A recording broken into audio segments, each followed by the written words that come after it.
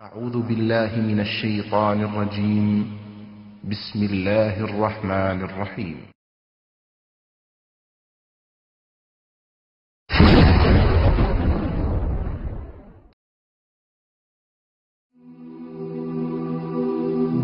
মৃত্যু এমন এক বাস্তবতা যার থেকে কেউ পলায়ন করতে পারবে না।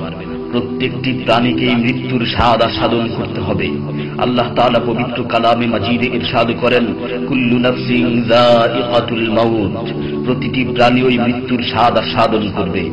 কুল ইন্নাল মাউতাল্লাযী তাফিররুনা মিনহু ফাইন্নাহু মুলাকীকুম, হে নবী আপনি বলে দিন, মৃত্যু যার থেকে তোমরা পলায়ন করছো সে অবশ্যই তোমাদের সাথে সাক্ষাৎ করবে। আইনামা তাকুনু ইউদরিকুমুল মাউত ওয়ালাউ কুনতুম ফি বুরুজিম মুশাইয়াদা, তোমরা যেখানেই থাকো না কেন মৃত্যু তোমাদেরকে পাকড়াও করবেই, যদিও তোমরা সূর্য দুর্গে অবস্থান করো।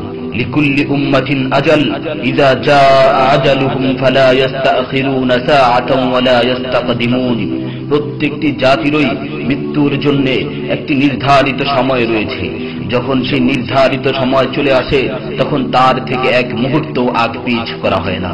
এই ক্ষণস্থায়ী পৃথিবী যাকে নিয়ে তোমরা স্বপ্ন দেখছো, এই স্বপ্নের পৃথিবীও একদিন ধ্বংস হয়ে যাবে। কিয়ামতের সময় যখন নিকটবর্তী হবে তখন আল্লাহ সুবহানাহু ওয়া তাআলা নিজের দায়িত্বপ্রাপ্ত ফেরেশতাকে সিংহায় ফুৎকার দেওয়ার আদেশ দিবেন। অতঃপর ফেরেশতা সিংহায় ফুঁক দিবেন, ফলে পৃথিবী ও পাহাড় সমূহ উত্তোলিত হবে, চূর্ণ বিচূর্ণ হয়ে যাবে, আকাশ ফেটে টুকরো টুকরো হয়ে যাবে এবং নক্ষত্র সমূহ ঝরে পড়বে, সূর্য তার কিরণ হারিয়ে ফেলবে, সমুদ্রকে উত্তাল করে তোলা হবে। সেদিন কিয়ামতের ভূমিকম্প ও কিয়ামতের ভয়াবহ অবস্থা দেখে সকলেই মৃত্যুবরণ করবে।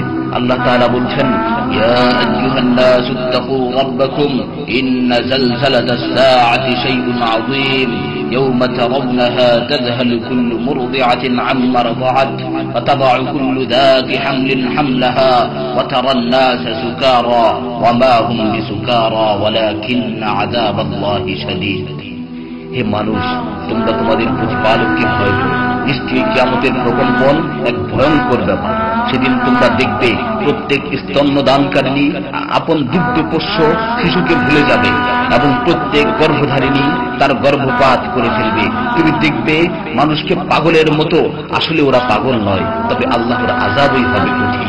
فإذا نفخ في الصور نفخة واحدة وحملت الأرض والجبال فدكتا دكة واحدة, অতঃপর যখন সিংহায় ফুঁক দেওয়া হবে একটি মাত্র ফুঁক, আর জমিন ও পর্বতমালাকে উত্তোলিত করা হবে এবং মাত্র একটি আঘাতে এগুলো চূর্ণ বিচূর্ণ হয়ে যাবে।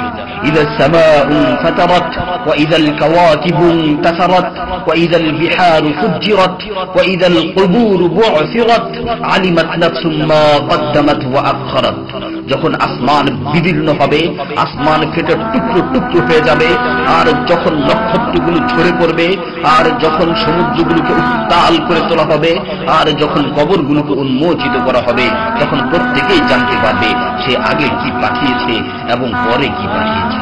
সেদিন কিয়ামতের ভয়াবহতায় আল্লাহ সুবহানাহু ওয়া তাআলা ব্যতীত প্রতিটি প্রাণী প্রাণ হারাবে।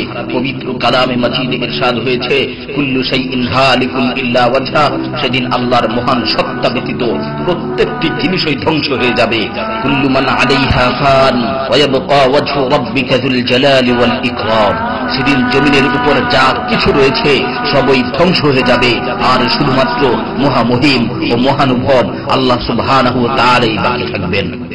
তাফসীরে ইবনে কাসীরে বর্ণিত হয়েছে, যখন ইসরাফিল আলাইহিস সালাতু ওয়াস সালাম সিংহায় ফুৎকার দিবেন তখন সকলেই মরে যাবে। মালাকুল মাউত মৃত্যুর ফেরেশতা এসে আল্লাহ তাআলাকে বলবে, হে আল্লাহ, সকলেই মরে গেছে।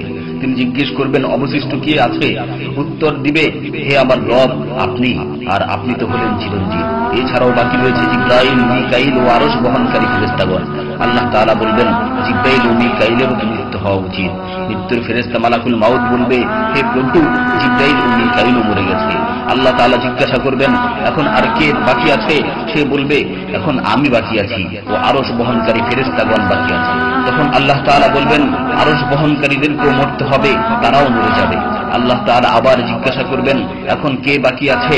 মালাকুল মাউত আজরাইল আলাইহিস সালাতু ওয়াস সালাম বলবেন, হে আমার রব, এখন আপনি বাকি আছেন এবং আমি বাকি আছি। তখন আল্লাহ তাআলা আজরাইল আলাইহিস সালাতু ওয়াস সালামকে বলবেন, তুমি তো আমার মাখলুক, সুতরাং তুমিও মরে যাও। তিনি তৎক্ষণাৎ মরে যাবেন এবং শুধুমাত্র আল্লাহ তাআলাই বাকি থাকবেন। অতঃপর আল্লাহ সুবহানাহু ওয়া তাআলা জমিনকে ভাঁজ করে ফেলবেন এবং তিনি 3 বার বলবেন, আনাল জব্বার, আনাল জব্বার, আনাল জব্বার, আমি প্রতাপশালী, আমি প্রতাপশালী, আমি প্রতাপশালী। অতঃপর তিনি 3 বার জিজ্ঞাসা করবেন, লিমানিল মুলকুল ইয়াউম, লিমানিল মুলকুল ইয়াউম, লিমানিল মুলকুল ইয়াউম, আজকের রাজত্ব কার, আজকের সার্বভৌমত্ব কার, আজকের আধিপত্য কার? জবাব দেওয়ার মতো কেউই থাকবে না। তিনি আবার উত্তর দিবেন, লিল্লাহিল ওয়াহিদিল কাহ্হার, আজকের রাজত্ব, আজকের সার্বভৌমত্ব, আজকের আধিপত্য পরাক্রমশালী একমাত্র আল্লাহ। ইবনে ওমর রাদিয়াল্লাহু তাআলা আনহু হতে বর্ণিত অপর এক হাদিসে ইরশাদ হয়েছে, কিয়ামতের দিন আল্লাহ সুবহানাহু ওয়া তাআলা আসমান জমিনকে ভাঁজ করে নিজ হাতে গুটিয়ে নেবেন। অতঃপর বলবেন, আনাল মালিক, আনাল জব্বার, আনাল মুতাকাব্বির, আমি বাদশা, আমি প্রতাপশালী, আমি অহংকারী। আইনা মুলুকুল আরদ, আইনাল জব্বারুন, আইনাল মুতাকাব্বিরুন, দুনিয়ার রাজা বাদশারা কোথায়, দুনিয়ার প্রতাপশালীরা কোথায়, দুনিয়ার অহংকারকারীরা কোথায়? তখন আল্লাহ তাআলা সুউচ্চ কণ্ঠে 3 বার জিজ্ঞাসা করবেন, লিমানিল মুলকুল ইয়াউম, লিমানিল মুলকুল ইয়াউম, লিমানিল মুলকুল ইয়াউম, আজকের রাজত্ব কার, আজকের সার্বভৌমত্ব কার, আজকের আধিপত্য কার? অতঃপর তিনি 3 বার উত্তর দিবেন, লিল্লাহিল ওয়াহিদিল কাহ্হার, আজকের সার্বভৌমত্ব, আজকের রাজত্ব, আজকের আধিপত্য প্রতাপশালী একমাত্র আল্লাহ সুবহানাহু ওয়া তাআলা।